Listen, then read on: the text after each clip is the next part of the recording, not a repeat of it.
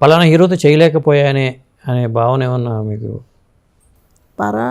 నాగేశ్వరరావుతో హీరోయిన్గా చేయలేదు, శోభన్ గారితో చేయలేదు. ఎన్టీఆర్ గారు తెట్ట విషయాలు అలాగే మెయిన్ ఏంటంటే నాకు ఒక డాన్స్ బేస్, అప్పుడు శంకరాభరణం, ఈ సప్తపది లాంటి అటువంటి క్యారెక్టర్ చేయాలనుకున్నాను. అది అనుకున్నాను. బికాజ్ డాన్స్ మంచి ఇంట్రెస్ట్ ఉండేది నాకు, కూచిపూడి, భరతనాట్యం. మీకు ముత్యాల ముగ్గు తర్వాత అలాంటి పాత్రలు వచ్చి ఉంటే చాలా బాగుండేది. రాలేదు, కమర్షియల్ హీరోయిన్గా రాలేదు. బట్ నేను చేసిన ఒకే ఒక ఒరియా మూవీలో నేను డాన్సర్ క్యారెక్టర్ చేస్తాను, అదొకటి స్టేజ్ డాన్సర్ క్యారెక్టర్. వేరే లాంగ్వేజెస్ అవకాశాలు ఎలా వస్తాయి సాధారణంగా? ఒరియా అంటే నేను ఒక తమిళ్లో చేసేదాన్ని. ఆ తమిళ డైరెక్టర్ ఫ్రెండ్ అక్కడ డైరెక్టర్. సో నన్ను సెట్లో చూసి అడిగారు అనమాట ఆ మూవీకి. ఒకటే చేస్తాను, తర్వాత 2-3 అడిగారు, చేయలేదు. ఆ లాంగ్వేజ్ సెట్ అవ్వలే. ఓకే. అక్కడ కొంచెం పాలిటిక్స్ కనపడ్డాయి నాకు, ఎందుకులే అని చెప్పి మానేశాను. అది బాగా అండి. That is second colour Oriya movie అంట. ఆ టైంలో 80s నేను చెప్పను. అప్పుడు అక్కడ చక్రపాణి గారు పెద్ద హీరో కదా. అవును, రోజారమణ గారి హస్బెండ్.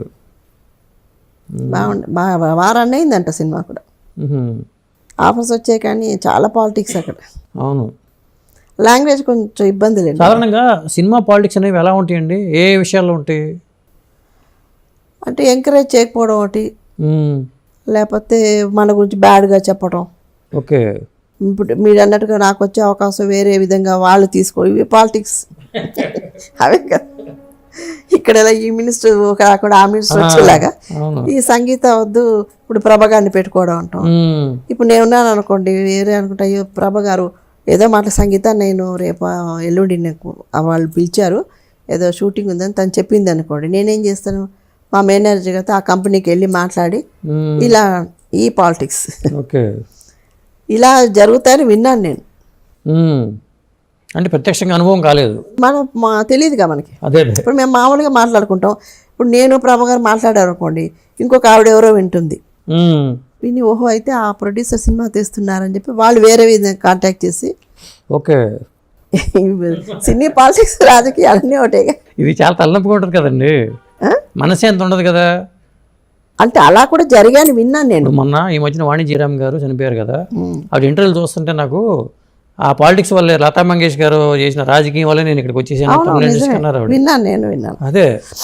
సో సపోర్ట్ చేయకుండా మన అవకాశాలు వేరే విధంగా వాళ్ళు తీసేసుకుంటారు.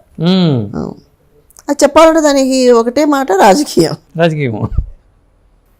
ఇవి మనకు తెలిసే వరకు ఆ సినిమా రిలీజ్ అయిపోతుంది ఇక్కడ. అలా 2-3 విన్నాను నేను. అలాగే మధ్యలో ఒక విధంగా డైరెక్టర్ మన మీద కోపం వచ్చి మన క్యారెక్టర్ని డౌన్ చేయడం కానీ ఇలాంటివి కూడా జరుగుతూ ఉంటాయా? అవును, జరుగుతాయి. బట్ నాకు అలా జరగలేదు. మీకు జరగలేదు? విన్నాను అలా. అంటే మీరు చెప్పినట్టుగా మనలో కూడా ఉంది కొంత, అదే అదర్ పర్సన్ ఉండేది. ఇప్పుడు నా గురించి ముందే తెలిసినప్పుడు మిడిల్లో నాకు ఇలాంటి ప్రాబ్లమ్స్ రావు, ముందే వచ్చి ఉంటాయి. కాబట్టి అవి పెద్ద మనకి అంత దూరం వెళ్ళేవాళ్ళు అలాంటివి. పోతే అవకాశం రాకుండా తగ్గిపోయి ఉంటాయి, అది డెఫినెట్గా నాకు తెలుసు. దానివల్ల నేను ఎప్పుడు ఫీల్ కూడా అవ్వలేదు. సరే ఓకే, నాకు ఎన్ని క్యారెక్టర్ నేను చేయాలనుకో డెఫినెట్గా ఆ క్యారెక్టర్ నాకు వస్తుంది. సో ఆ మెంటాలిటీ పెట్టుకుంటే మనకు టెన్షన్ ఉండదు. నేను చేయాలనుకోండి డెఫినెట్గా నాకే వస్తుంది. నాకు అది చేసేది లేదన్న సందర్భంలో అడ్వాన్స్ ఇచ్చి కూడా క్యాన్సిల్ అవుతాయి, అలా కూడా ఉంటుంది. సాధారణంగా ముత్యాల ముగ్గు చేసిన తర్వాత మీకు చాలామంది అభిమానులు ఉత్తరాలు రాసి ఉంటారు. అభిమానించి అట్లా ఉత్తరాలు వచ్చేవే, ఎక్కువ ఉత్తరాలు వచ్చేవే అభిమానులు? ఫోన్లే, ల్యాండ్ ఫోన్స్, ఉత్తరాలు అనేటి ఫోన్సే. ఫోన్లు అప్పుడు నేను తీయనుగా ఫోన్లే. ఇప్పుడు సపోజ్ నేను తీసినప్పుడు లేదంటే ఇప్పుడులాగా ఫోన్లు తెలియదుగా, ఇంట్లో ఉండి కూడా మరి ఇప్పుడు ఫోన్ వచ్చింది అనుకోండి, వాట్సాప్ చేస్తున్నప్పుడు నేను ఇంట్లో ఉండి కూడా నేను లేను, హైదరాబాద్లో మెడ్రాస్లో ఉండని చెప్పగలుగుతాం. అదే అప్పుడు ల్యాండ్లైన్లో దొరికిపోతాం. అవునవును. సో వీళ్ళు ఎవరైనా తీసేవాళ్ళు ఇంట్లో ఉండేవాళ్ళు. సో లేదని చెప్పేసేవాళ్ళు. అలాగే ఎవరు రావాలంటే కూడా గేట్లో కూడా ఈ డాగ్స్ ఉంటాయి కాబట్టి ఎవరు లోపల రాలేరు. అప్పుడు చాలా పెంచాను డాగ్స్ నేను. సో ఉంటే ఎవరైనా మనకి వచ్చేవాళ్ళు ఇష్టం. మరి ఇప్పుడు ఏం లేదు, ఒకటి కూడా లేదు. ఇప్పుడు లాస్ట్ మంత్ ఒక అమీర్పేటలో లాస్ట్ ఇది అయిపోయింది.